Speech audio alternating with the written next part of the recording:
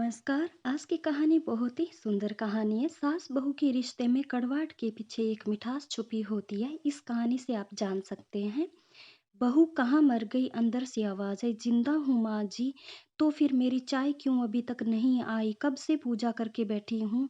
ला रही हूँ माँ जी। बहू चाय के साथ साथ भजिया ले आई। सास ने कहा तेल का खिलाकर क्या मारोगी? बहू ने कहा ठीक है माँ जी, ले जाती हूँ। सास ने कहा रहने दे, अब बना दिया है तो खा लेती हूँ। सास ने भजिया उठाई और कहा कितनी गंदी भजिया बनाई है तुमने। बहू ने कहा माँ जी मुझे कपड़े धोने हैं, मैं जाती हूँ। बहू दरवाजे के पास छिपकर खड़ी हो गई। सास भजिया पर टूट पड़ी और पूरी भजिया खा ली। बहू मुस्कुराई और काम पर लग गई। दोपहर के खाने का वक्त हुआ। सास ने फिर आवाज लगाई कुछ खाने को मिलेगा? बहू ने आवाज नहीं दी। सास फिर चिल्लाई भूखे मारोगी क्या? बहू आई सामने, खिचड़ी रख दी। सास गुस्से से ये क्या है? मुझे इसे नहीं खाना, इसे ले जाओ। बहू ने कहा आपको डॉक्टर ने दिन में खिचड़ी खाने को कहा है, खाना तो पड़ेगा ही। सास मुंह बनाते हुए हाँ तू मेरी माँ बन जा। बहू फिर मुस्कुराई और चली गई। आज इनके घर पूजा थी। बहू सुबह 4 बजे उठ गई। पहले स्नान किया, फिर फूल लाई, माला बनाई, रसोई साफ की, पकवान और भोज बनाया। सुबह के 10 बज गए। अब सास भी उठ चुकी थी। बहू अब पंडित जी के साथ भगवान के वस्त्र तैयार कर रही थी। आज ऑफिस की छुट्टी थी। उनके पति भी घर पर थे। पूजा शुरू हुई। सास चिल्लाती हुई बहू ये नहीं है, वो नहीं है। बहू दौड़ी दौड़ी आती और सब करती। अब दोपहर के 3 बज गए थे। आरती की तैयारी चल रही थी। पंडित जी ने सबको आरती के लिए बुलाया और सबके हाथों में थाली दी। जैसे ही बहू ने थाली पकड़ी, थाली हाथों से गिर पड़ी। शायद भोज बनाते बहू के हाथों में तेल लगा था, जिसे वो पोंछना ही भूल गई थी। सारे लोग तरह तरह की बातें करने लगे। कैसी बहू है, कुछ नहीं आता, एक काम भी ठीक से नहीं कर सकती, ना जाने कैसे बहू उठा लाए, एक आरती की थाली भी संभाल नहीं सकी। उसके पति भी गुस्सा हो गए। सास चुप रही, कुछ नहीं कहा, बस यही बोल के छोड़ दिया सीख रही है, सब सीख जाएगी धीरे धीरे।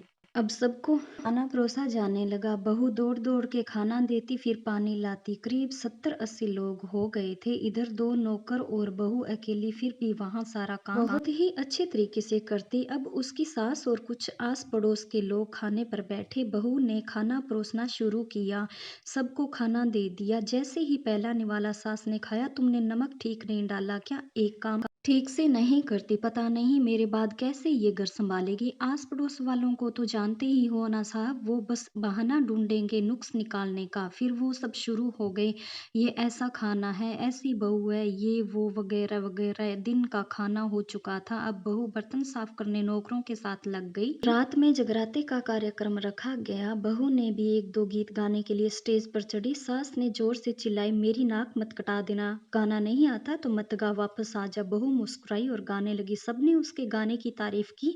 बस सास मुंह फुलाते हुए बोली इससे अच्छा तो मैं गाती थी जवानी में, तुझे तो कुछ नहीं आता। बहू मुस्कुराई और चली गई। अब रात का खाना खिलाया जा रहा था। उसके पति के ऑफिस के दोस्त साइड में ही ड्रिंक करने लगे। उसका पति चिल्लाता थोड़ा बर्फ लाओ, तो सास चिल्लाती यहाँ दाल नहीं है, फिर चिल्लाता कोल्ड ड्रिंक नहीं है, पापड़ ले आओ।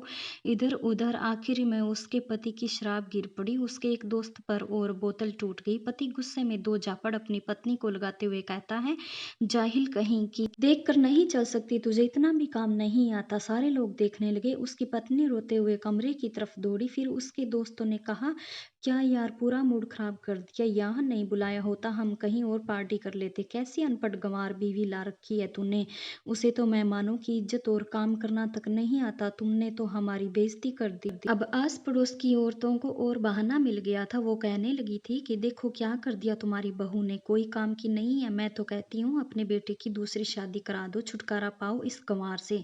सास उठी और अपने बेटे के पास जाकर उसे थप्पड़ मारा और कहा अरे नालायक, तुमने मेरी बहू को मारा, तेरी हिम्मत कैसी हुई, तेरी टांग तोड़ दूंगी। चुप, बिल्कुल चुप, यहाँ दारू पीने आए हो जबकि पता है कि आज पूजा है और तुम्हें पार्टी करनी है। कैसे संस्कार दिए तुम्हारे माता पिता ने, और किसने मेरी बहू को जाहिल बोला? जरा इधर आओ, चप्पल से मारूंगी अगर मेरी बहू को किसी ने अपशब्द भी कहा तो।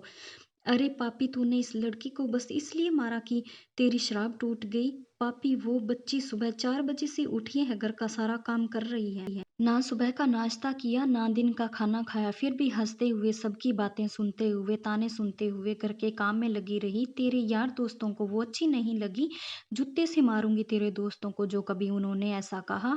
उसके यार दोस्त चुपके से खिसक लिए। अब सास बहू के कमरे में गई और बहू का हाथ पकड़कर बाहर लाई। सबके सामने कहने लगी, किसने कहा था अपनी बहू को घर से निकाल के दूसरी बहू ले आना, जरा सामने आओ। कोई सामने नहीं आया। फिर सास ने कहा, तुम जानते भी हो इस लड़के के बारे में, ये मेरी माँ भी है और बेटी भी। माँ इसलिए गलत काम करने पर डांटती है और बेटी इसलिए कभी कभी मेरी भावनाएं समझ जाती है। मेरी दिन रात सेवा करती है, मेरे हजार ताने सुनती है, पर एक शब्द भी गलत नहीं कहती, ना सामने ना पीछे। और तुम कहते हो दूसरी बहू ले आऊं। याद है ना छुटकी की दादी अपनी बहू की करतूत। सास ने गुस्से में पड़ोस की महिला को कहा, अभी पिछले हफ्ते ही तुम्हें मियाँ बीवी भूखे छोड़ घूमने चले गए थे। मेरी इसी बहू ने 7 दिनों तक तुम्हारे घर पर खाना पानी, यहाँ तक कि तुम्हारे पैर दबाने जाती थी, और तुम इसे जाहिल बोलती हो। जाहिल तो तुम सब हो, कोयले और हीरे में फर्क नहीं जानते। अगर आइंदा मेरी बहू के बारे में किसी ने एक लफ्ज भी बोला तो मुझसे बुरा कोई नहीं होगा, क्योंकि